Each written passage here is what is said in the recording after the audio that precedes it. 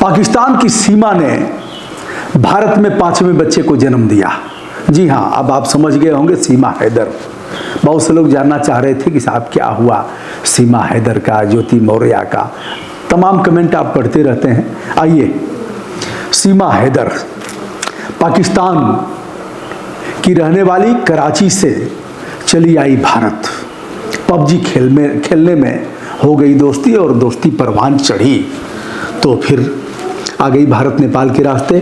और 10 मार्च को उसने शादी किया था 2023 में।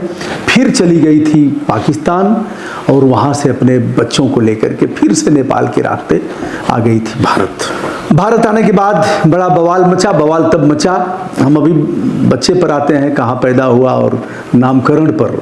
अब यह भी एक ट्रेंडिंग टॉपिक रहेगा कि नाम क्या रखा जाए। हालांकि अभी तक सीमा हैदर देखा जाए तो भारत की नागरिकता नहीं मिली है। अवैधानिक रूप से भारत जैसे देश में वो रह रही है, लेकिन सभी खामोश हैं। ठेका लिया है अधिवक्ता एपी सिंह ने। अधिवक्ता एपी सिंह राखी वाखी बंधवाते हैं और आज भी बड़े खुश हैं।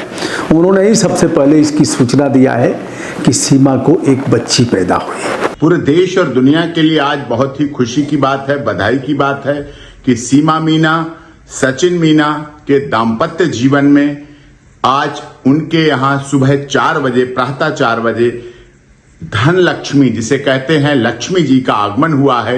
यानी कि बेटी का जन्म हुआ है, पुत्री का जन्म हुआ है। पुत्री धन, लक्ष्मी धन के रूप में आज सुबह 4 बजे सीमा मीना, सचिन मीना के घर में जन्म लिया है बेटी ने, बच्ची ने। सबको बहुत बहुत बधाई। और ये भी खुशी की बात है कि सीमा मीना की डिलीवरी जो हुई है बिल्कुल नॉर्मल है। जच्चा और बच्चा दोनों पूरी तरह से स्वस्थ हैं। एपी सिंह का इंटरव्यू हमने भी लिया है और उस मामले में यह प्रसंग आया भी है। वीडियो हमारा पहले से देखते रहे हैं और हमारे वीडियो करने के बाद पहले भी और ठीक ठाक हमारे संबंध है। लेकिन एपी सिंह ऐसे ही मामले लेते रहते हैं, जिसका कोई नहीं उसका तो एपी सिंह ने यह सूचना दिया है। अब इस मामले में अगर देखा जाए तो दोबारा वह 2023 में ही आती है 13 मई को और नेपाल के रास्ते, नेपाल में फर्जी आईडी से यह दोनों होटल में रहते हैं। होटल में रहने के बाद फिर सीधे आ जाते हैं भारत आकर के नागरिकता के लिए इसने प्रयास किया कि यहाँ का आईडी प्रूफ वगैरह बन जाए। बुलंदशहर के एक अधिवक्ता से मुलाकात किया इन लोगों ने और फिर अधिवक्ता को लगा कि यदि हम इनका सहयोग करेंगे तो राष्ट्र विरोधी तत्वों में हम शामिल होंगे तथा पुलिस हमें आज नहीं कल इस मामले में जरूर फंसाएगी। जो हो, वकील साहब का जग गया काली कोट का जो ईमान होता है और उन्होंने इसकी सूचना पुलिस को दिया। पुलिस ने आनन फानन में इस मामले में त्वरित कार्रवाई किया, बुला करके पूछा, अरेस्ट किया, जेल भी भेजा। एटीएस आता है, एटीएस भी लगातार पूछताछ करता है, हरियाणा पुलिस भी पकड़ती है और यह सब फरार होते हैं। पिता को भी पकड़ करके पुलिस बैठाती है थाने में, चालान करती है, जमानत होती है। यह सब तो रहा ही।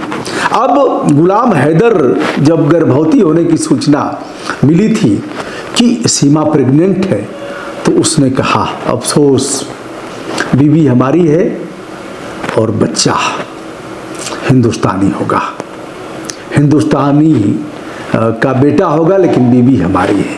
हमसे तो तलाक भी नहीं हुआ। और यह पूरी तौर पर उसने अवैधानिक कृत्य किया है। यह भी कहा कि इससे अच्छी तो तवायफ होगी, उसका भी एक धर्म होगा, लेकिन इसका कोई धर्म नहीं है। वर्तमान में सीमा की उम्र 23 साल बताई जाती है। 23 साल में 5 बच्चे, हो सकता है 24 साल हो।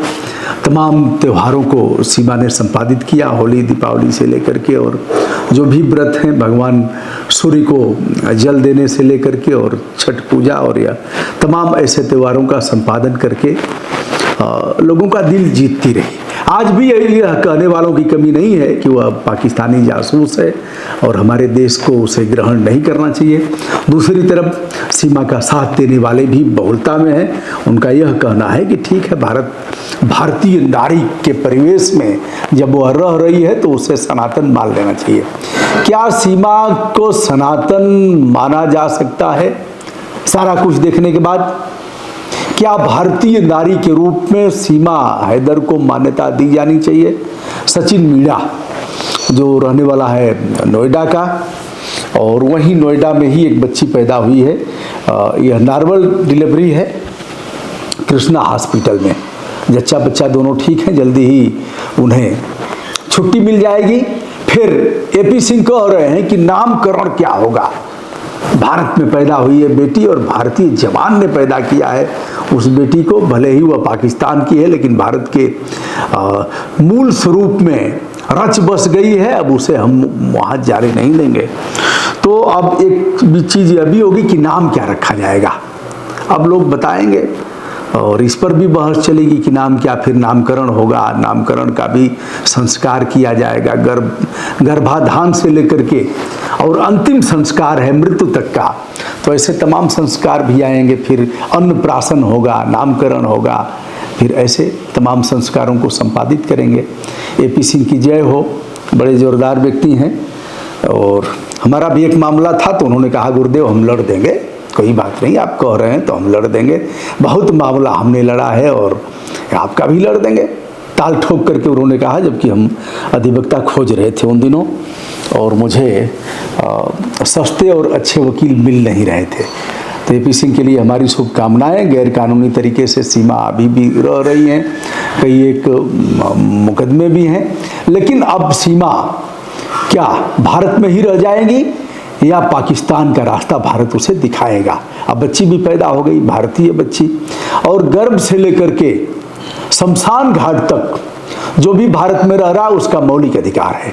मौलिक अधिकार, गर्भ के बच्चे का भी मौलिक अधिकार है, फंडामेंटल राइट संविधान में। क्या खूबसूरती है हमारे भारत के संविधान की कि गर्भ में बच्चा है तब भी उसका मौलिक अधिकार है, बच्चा बाहर आएगा तो भी मौलिक अधिकार है, और जब मृत्यु को वरण होगा तब भी उसका मौलिक अधिकार है। गजब की खूबसूरती है हमारे भारत के संविधान में। तो दोस्तों, अब सीमा हैदर ने जो बच्ची पैदा किया है इस पर आपका क्या कहना है बताइएगा। फिलहाल भारत के जनसंख्या में एक और वृद्धि हुई और 23-24 साल की उम्र में 5वां बच्चा। नमस्कार, प्रणाम, शुभकामना।